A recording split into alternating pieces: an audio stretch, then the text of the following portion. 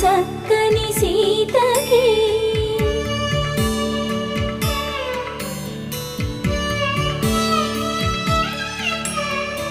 ఎర్ర జాబిలి చేయి